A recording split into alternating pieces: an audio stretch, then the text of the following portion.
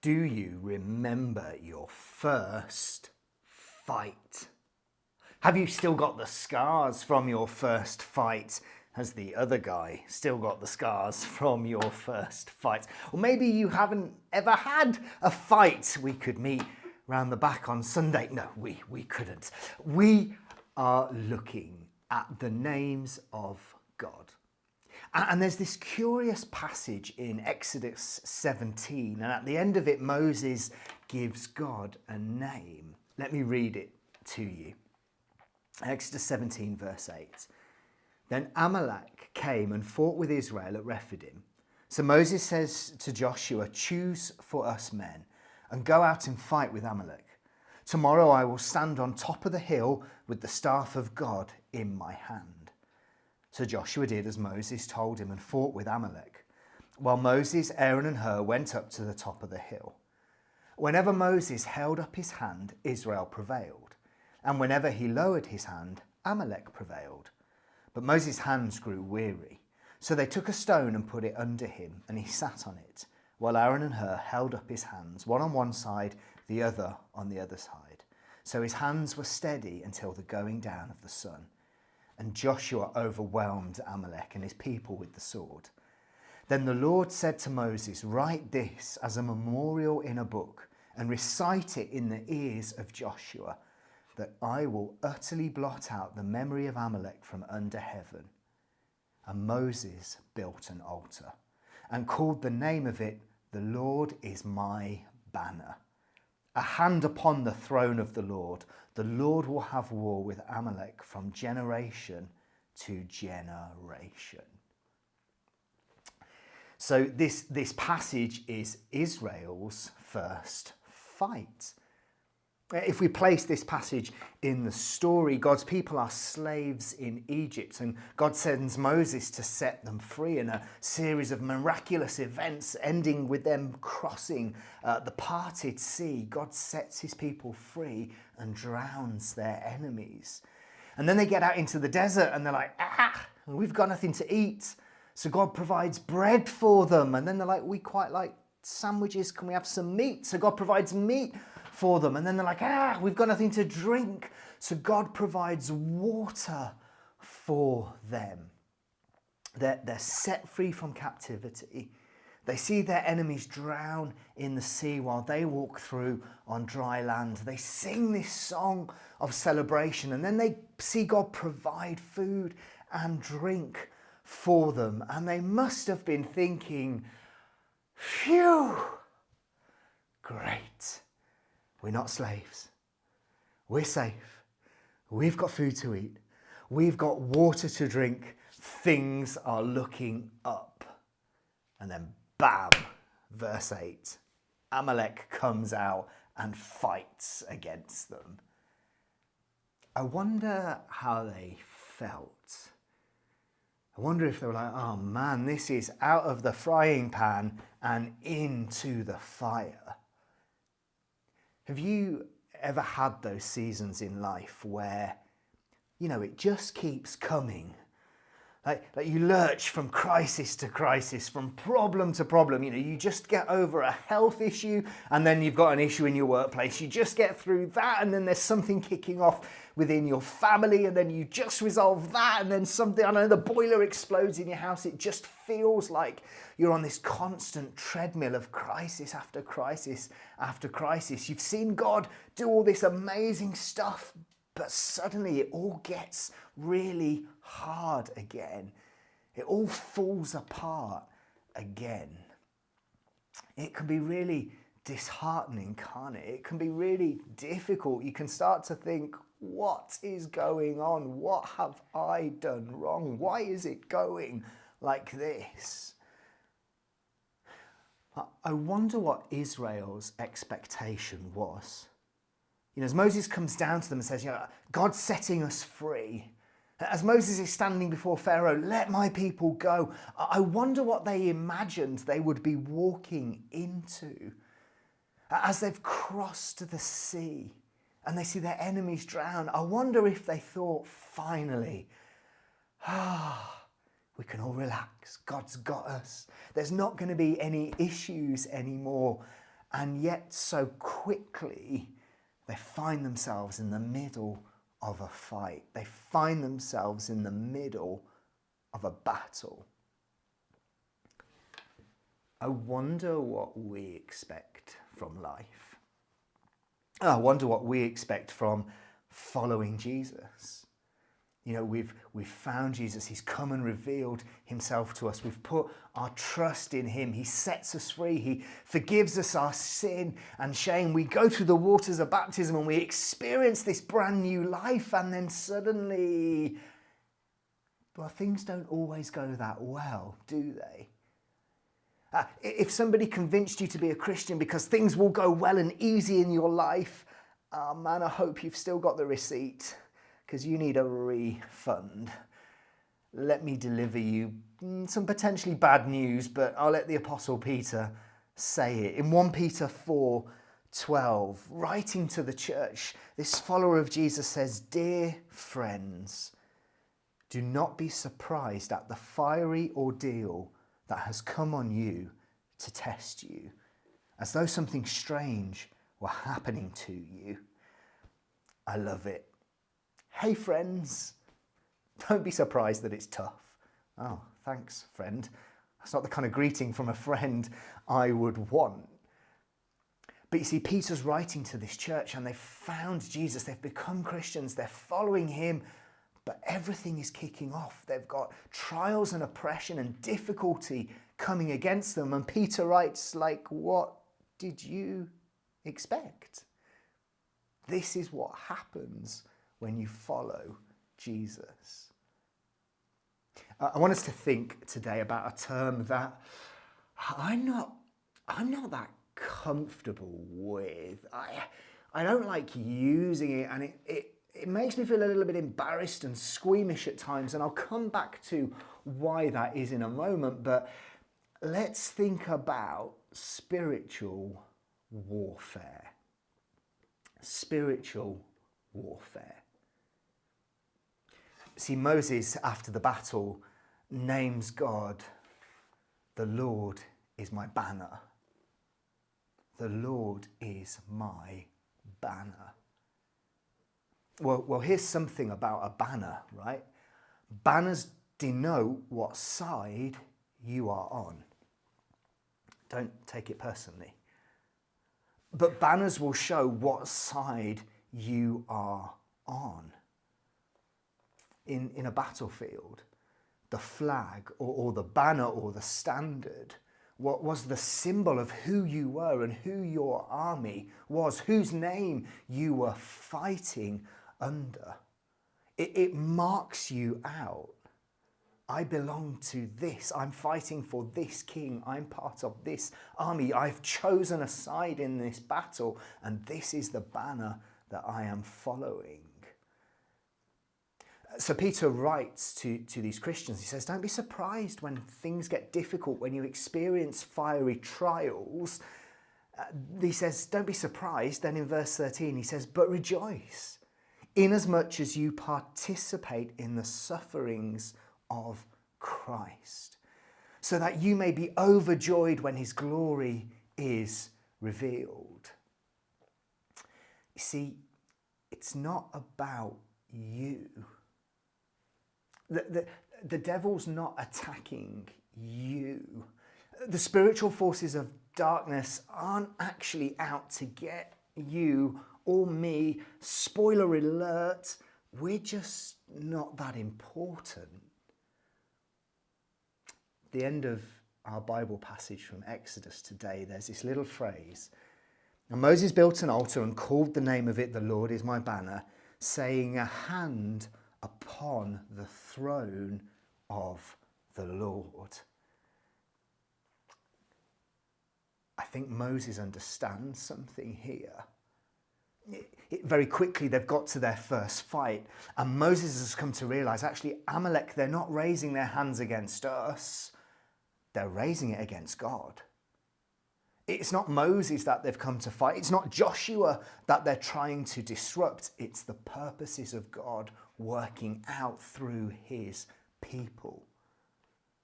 And I think that's why Moses climbs a hill and raises his hands to heaven. He's kind of saying, God, this isn't actually our battle. They've come against you. They've come against your purposes. They've come against your will. It's your throne, God, that Amalek have raised their fist against. I think that's what the Apostle Peter is getting at. Because listen, if you're following Christ and he suffered, then you're kind of joining his side. You're taking your stand on his team. Don't be surprised then that the same things happen to you. If Jesus had to go through the fiery trials, then so will you. The Bible describes for us that God has an enemy. He wasn't content with his place as a created being, but rather than giving worship to God, wanted to receive worship for himself, and so tried to exalt himself over God, and so God had to cast him down. It's who we would refer to as the devil or Satan. And the Bible tells us that the devil is saying that will try and do anything to disrupt the purposes of God, and that there's this battle raging, but that Jesus has won the victory on the cross. And now it's just a matter of time until God asserts his victory over everything. You see, we like God who is there. We like God is my provider. We like the God who is my peace. Those are great names to own. But when we get to Jehovah Nissi, God is my banner, we're acknowledging that actually God is a warring God. Not against humans, but against evil, against the devil, against spiritual forces of darkness that would frustrate God's plan for his creation. God is at war against them, and when we align ourselves with him, we are taking our place under his banner. We are taking our place in the battle, but it's not our battle. The battle belongs to the Lord. So I think sometimes we just need to acknowledge we are in a spiritual battle. We're in spiritual warfare.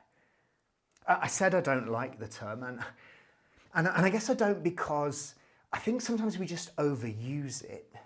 It's really easy sometimes to blame the devil or to blame evil when things go wrong, rather than acknowledging kind of our own place and responsibility in how things go. I think it's a mistake to always go, oh, I'm under attack and it's the devil. I think that's a mistake. But you see, I think I make the opposite mistake. I think I often don't realise, I don't recognise, I don't acknowledge, actually I'm in a fight here. There's a battle going on that I am a part of. And so things don't always go the way I think they should. Sometimes things that I think should be easy don't quite work out. I can do all of the right things in all of the right ways, and yet still things can go wrong. Why? Because there is active resistance to the purposes of God.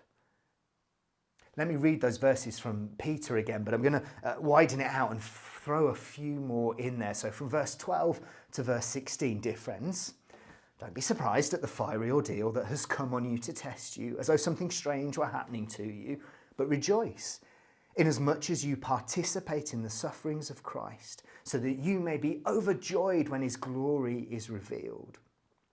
If you are insulted because of the name of Christ, you are blessed, for the Spirit of glory and of God rests on you. If you suffer, it should not be as a murderer or a thief or any kind of criminal or even as a meddler. However, if you suffer as a Christian, do not be ashamed, but praise God that you bear that name. Peter is saying, sometimes we suffer, sometimes we get into difficulty because we've put our nose where it shouldn't be. We've meddled. We've done something wrong. We've tripped ourselves up. It's our own doing, and we just need to own that, and with the Lord's help, fix it and move forward. But then he says, but you will suffer. You will face difficulty because you bear the name of God, because you've come under his banner.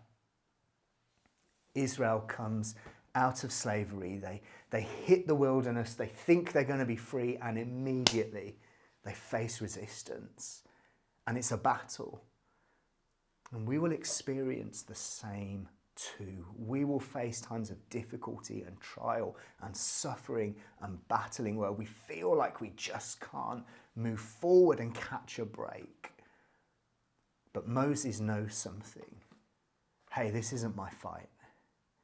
This is the Lord's fight. Moses goes up the hill and holds his hands up to heaven and goes, God, it's you they're coming against. Don't take it personally. The battle belongs to the Lord. But when we follow him, when we stand under his banner, we are entering the battle that he is involved with. But before you get too disheartened, before you're like, oh, well, if that's the case, I'm out of here, you need to know that Israelites do prevail. They do win the battle. The enemy doesn't actually overwhelm them. There were moments as Moses' hands dropped that it started to look like Amalek was going to win. We have moments in our life where we think, I'm not coming back from this. I can't go on. I don't have the energy to put one foot in front of another. I feel like I'm going to be overwhelmed. This is too intense. But if the Lord is your banner, then the victory is his. See, there's another thing about banners that I want us to get. So banners say which side we're on, but they also tell us whose protection we are under. This battle is not personal. It's not about you. It's about the purposes of God. But you are not on your own. You are not fighting in your own strength. You are not a lone soldier unprotected. Isaiah 11:10. In that day, Isaiah says, the heir to David's throne will be a banner of salvation to all the world. The nations will rally to him, and the land where he lives will be a glorious place. So Isaiah, we've heard already this year in Renewal, Isaiah is prophesying about the Messiah, about Jesus who is to come. And it says he's going to be a banner of salvation for the whole world. He's going to be the rally point where people can see who he is and run towards him and find protection and help and healing and salvation. You see, banners determine whose side we're on, but they also determine who is protecting us. Have my passport here. If you've updated yours recently, you'll know that mine needs updating because it should be blue now after Brexit. And there's another reason that it needs updating, because it still refers to Her Majesty, the Queen, rather than His Majesty, which of course we will say soon. But if you've got a passport, if you've got a UK passport, it will say this in the front, and passports from other countries will say something similar. It's very grand. Her Britannic Majesty's Secretary of State requests and requires, in the name of Her Majesty, all those to whom it may concern, allow the bearer to pass freely, without let or hindrance, and to afford the bearer such assistance and protection as may be necessary. Wow. When I go on holiday, I have a letter from the Queen, a letter from the King in my hand demanding. I request it, but I require it, because we like to be polite in England. I request and require that you don't hinder this person, and if they need help, you give it to them, because I'm the King. I never really saw it like that.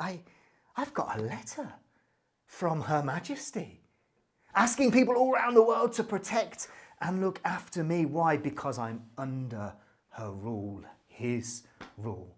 I'm under the protection of the flag. Again, Moses and the people of God are on their travels. God is leading them and sending them out. And they face attack. And what does Moses do? He lifts up his hand to heaven. And he says, God, we're under your banner, so you protect us. God, we're under your banner, so you fight for us. God, we're under your banner, so we're running to you for salvation and help.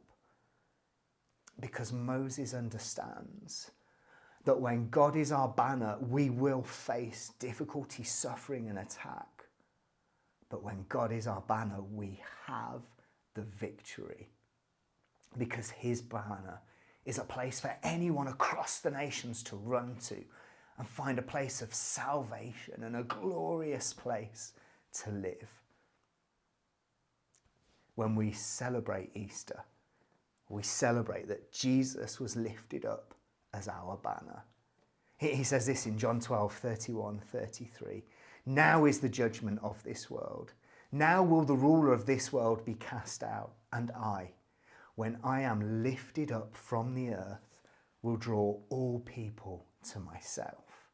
He said this to show by what kind of death he was going to die. See, Moses says, okay, God is our banner. And Isaiah says, God's going to send somebody who will be a banner for the whole world, all of the nations to run to and find salvation and protection. And then Jesus comes and he says, I am that banner.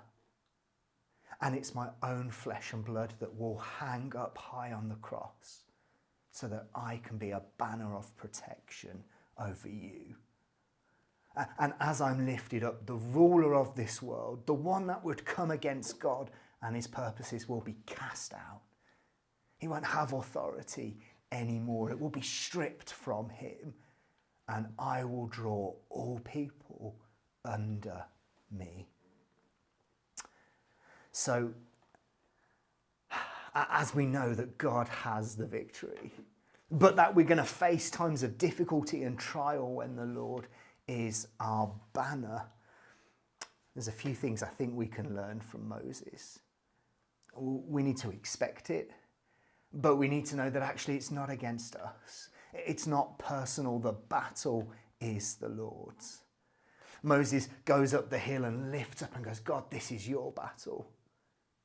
But Moses has got something in his hand. He's holding up the staff of God. This staff that he was holding when God first called him. This staff that he threw down before Pharaoh and it became a snake. This staff that when he touched the Nile, it turned into blood. This staff that when he held out over the seas parted. This staff that brought water out of the rock. And Moses is holding it up going, God, you've already won the victory. We've already seen you do so much in our lives. You've already set your people free and delivered us. You've already taken away our sin and our shame. You've already provided everything that we need. So we remember who you are. You are our banner. You are the one that protects, saves, heals, and delivers. And so, God, we keep lifting up your name and looking to you, Yahweh Nissi, Jehovah Nissi, the Lord is my banner. Hello, my name's Naomi. It's been great to have you with us for our message here at Renewal. If you want to find out more about what it means to follow Jesus, you can visit renewalcc.com/next steps, and you'll be sent a few videos which might answer some of those bigger questions that you might have. Likewise, maybe you just want to say hello to the team, so you can email hello@renewalcc.com. And then if you're really enjoying all of these videos, what you can do is click the subscribe button, which is the wonderful red button that you cannot miss on your screen, to be notified of any other videos that come in. You can also listen to our messages on the go. So if you visit renewalcc.com/media, you'll be able to see podcasts, and then that will also link you to the YouTube channel. But maybe actually you just want to support the work that Renewal is doing. And you can do that by visiting renewalcc.com/give, and you can choose where your finance goes. All that's left to say is take care, God bless, and have a great week. Hopefully we'll see you soon.